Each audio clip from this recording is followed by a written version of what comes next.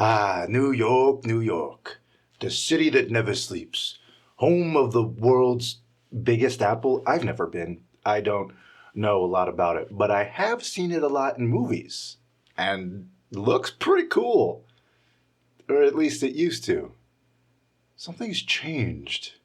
What the? What the? What the? What the fuck? What the?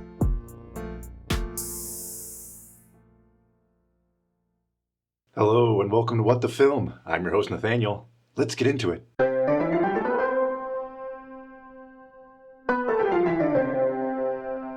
Do you know just how many movies are set in New York City? Me neither, but I bet it's like a lot.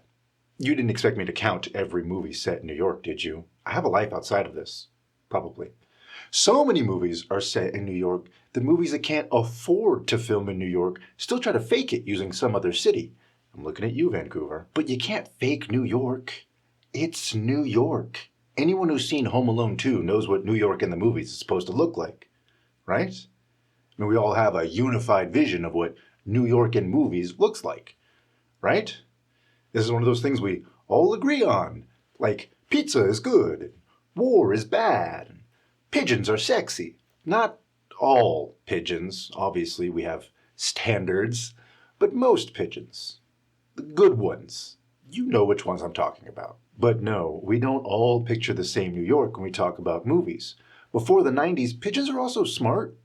I'm not sure if you're taking that into consideration when you're formulating your opinion on pigeons and how they are. They're smart, which is also sexy in and of itself. Think about that. But no, we don't all picture the same New York when we talk about movies. Before the 90s, things looked really different. Pigeons have a way about them. There's like an unknowable quality.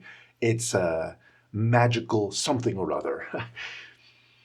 I'm not going to debate this with you. If you don't agree, you don't agree, but you're the crazy one here. But no, we don't all picture the same New York when we talk about the movies. Things looked really different before the 90s. In this episode, we'll be taking a look at the gritty golden age of 70s and 80s New York on film. Then we'll be jumping to the more sanitized version of New York that we see in the movies of the 90s and 2000s and today. Then we'll see if we can recapture the look, feel, and magic of old New York. And lastly, we'll see what the future of New York on film might look like. Before I go on, I must reiterate, I have never, ever been to New York. So I have no basis for commenting on whether the changes made to New York in recent decades are good, bad, or other as far as how they affect New York and New Yorkers. I am merely talking about the aesthetics and the evolution of those aesthetics over the years, and cinema's relationship to those aesthetics. And if you're thinking to yourself, well, that sounds kind of superficial and pretentious, dodoy. I have to make like 50 of these a year. Some of them are going to be a little, hey, remember how cool that thing used to be?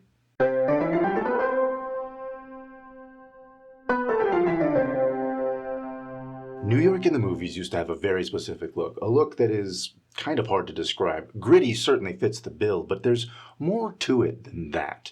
It used to look lived in, like how you'd expect one of the larger cities in America to look.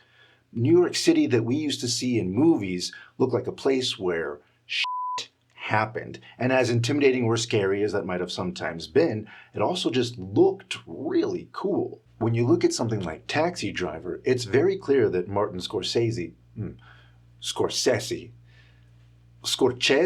it's very clear that Marty was trying to depict New York in a very specific way, making the city buzz with the electricity of millions of people while also making that very same city seem isolating for our protagonist, Travis Bickle. Coincidentally, some might say that in intentionally trying to depict New York that way, Marty might have actually revealed a painful reality of living in a major city.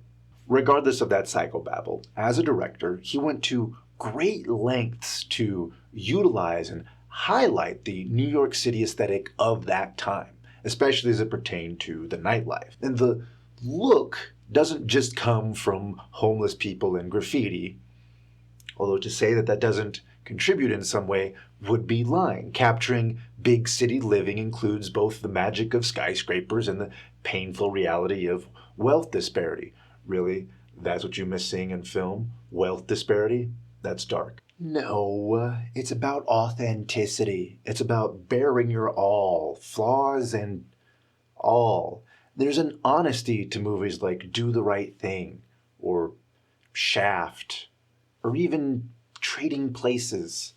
My producer informed me that Trading Places is fairly problematic and I should maybe pick a different film to reference to avoid any conflict, just in case. And while I don't disagree necessarily, there are parts of that movie that make me uncomfortable. At the same time, shut the fuck up, Dave, okay? It is a movie I am referencing because it is based in New York and I find it kind of entertaining. I am not telling people to live their lives according to the lessons of Trading Places. The point is, even if you portrayed New York in a slightly less than positive light, it still looked really cool. Even movies that went out of their way to make New York seem a little scary still had a way of bringing you right back around to absolutely loving it. Seems it's easy to love New York. There are just as many movies about the gritty underbelly of the city as there are movies that are love letters to New York. Long before Sex and the City was claiming New York as a fifth character, you had movies like Annie Hall. And yes, Dave, I am aware of who directed that one, and okay, I agree. I probably could have picked a better reference. When Harry Met Sally. There you go. Let's take it back. Long before Sex and the City was claiming New York as a fifth character, you had movies like When Harry Met Sally, wherein the backdrop of New York is an integral part of the story, not only as a plot point, but as the perfect and only setting for that movie. Also, maybe it's because of nostalgia, but it's hard to imagine a lot of movies as having taken place anywhere else other than New York City. I'm not sure Ghostbusters would have hit the same if it took place in Chicago. I'm not sure The Strut would have been as impactful if Saturday Night Fever was based in Austin, Texas. A lot of these movies worked because they were set in a place and time with a very unique and unimitatable look. But does that look exist to this day? Would it make a difference visually or otherwise if a new Ghostbusters movie was set in New York City versus being set in Detroit, Michigan? Does the New York of old still live on?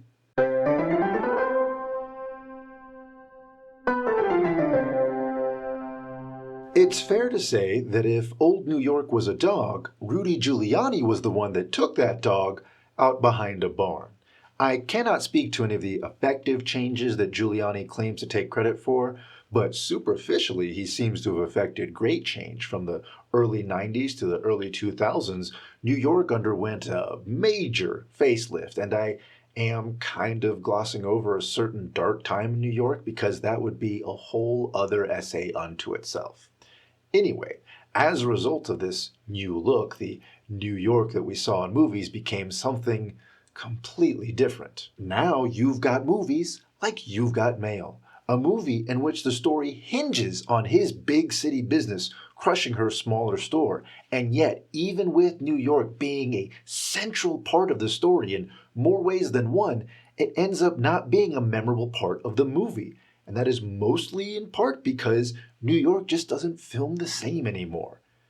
And partly because the idea of the big city business person falling for the small town competitor could be applied to any town USA, and in fact there is an entire network dedicated to this very premise. But back to the sanitized PG version of New York we see in movies.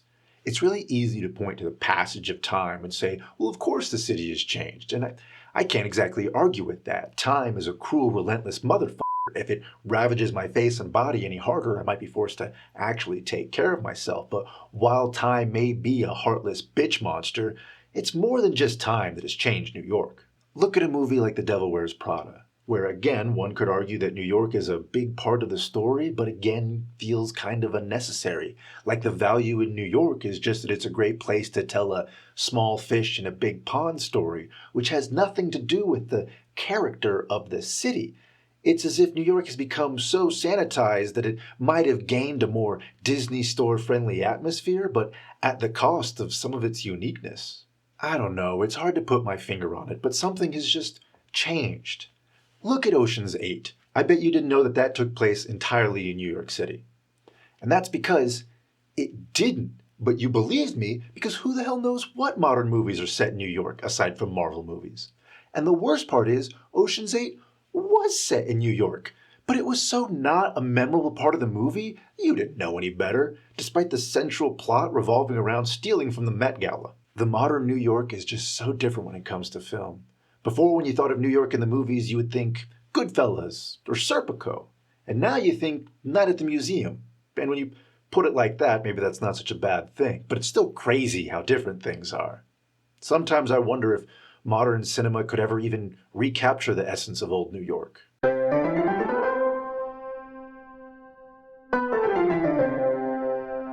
Through the magic of cinema, almost all things are possible, except of course making my dad care about me, or even pretend to care about me, for one goddamn day out of the year. I believe there are two ways to recapture old New York on film. One way would be a period piece. This would be a movie made in the modern age, but set in the New York of the 70s and 80s. An example of this would be A Most Violent Year. Set in the New York of the mid-80s, A Most Violent Year, while an excellent movie, doesn't quite perfectly replicate the look and atmosphere of a Taxi Driver, but it does do a more than adequate job of at least not presenting us with the watered-down, kid-friendly New York of a Disney movie. But to be able to perfectly recreate something like that is a Herculean feat, akin to moving a mountain, calling your son on his birthday. This leaves the other approach to recapturing old New York, and that's focusing on its essence. And before you say anything, I am fully aware how up my own ass I must sound to say something like recapturing the essence of old New York, and with a straight face no less. I hear it. You think you hate it? I have to live with me. But what do I really mean when I say recapturing that pretentious thing I keep saying? Well, one film that most readily jumps to mind when I say that is Uncut Gems. The chaos and freneticism of the way that film was shot and edited feels like it would have made even more sense against the backdrop of 70s or 80s New York. As that's not physically possible, it still does an amazing job of feeling like an homage to the New York movies of old. And for whatever reason, personally, I found Uncut Gems' approach far more satisfying than A Most Violent Year. But both movies were great and really swung for the fences as far as depicting a New York that's more cinematic and a lot less Ryan Seacrest in Times Square on New Year's Eve. The truth is that a lot of the changes made to New York over the years altered the look of New York in major ways, including everything from infrastructure to racial and ethnic makeup. These kinds of drastic changes make recapturing old New York a near impossible task. So perhaps instead of looking to the past so much, we need to look forward to the future.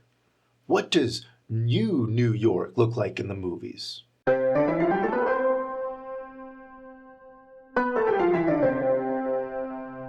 What does New York in the future even look like? Space scrapers? Robot rats?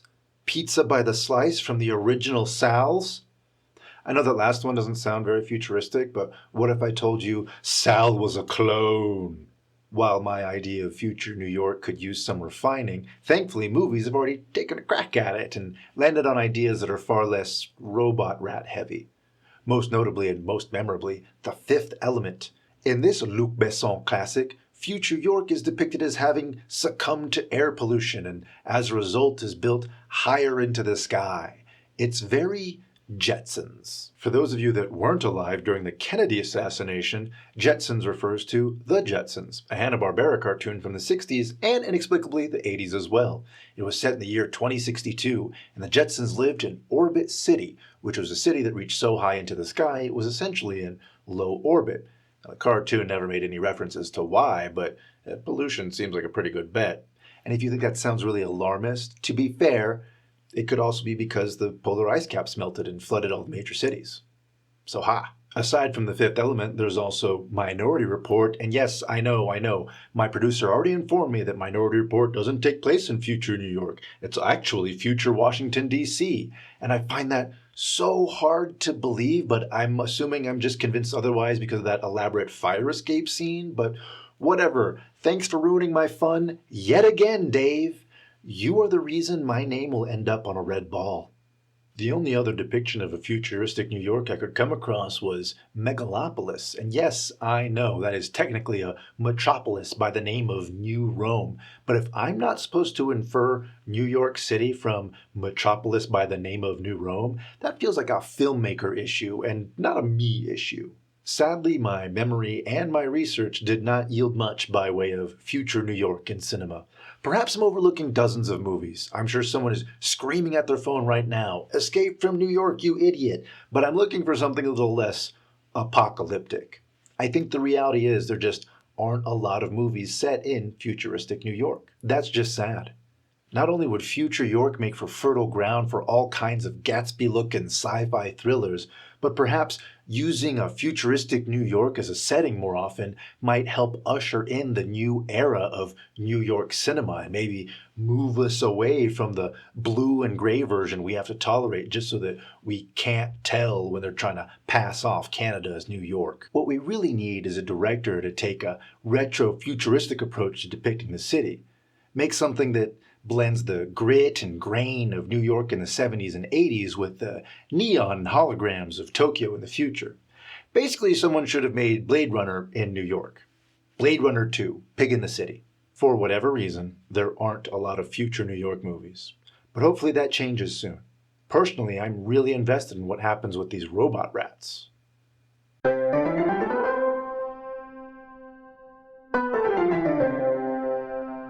Was a time when New York City was a part of cinema. Now it just feels like movies are set in New York sometimes, which is a bit of a bummer. But at least film is all about capturing a moment in time, and thus there are countless movies we can watch that are like windows into New York's past. We can just admire the inexplicable beauty. Inexplicable beauty, not too unlike pigeons. They can fly. Like, how do you not see it? I'm not gonna, whatever.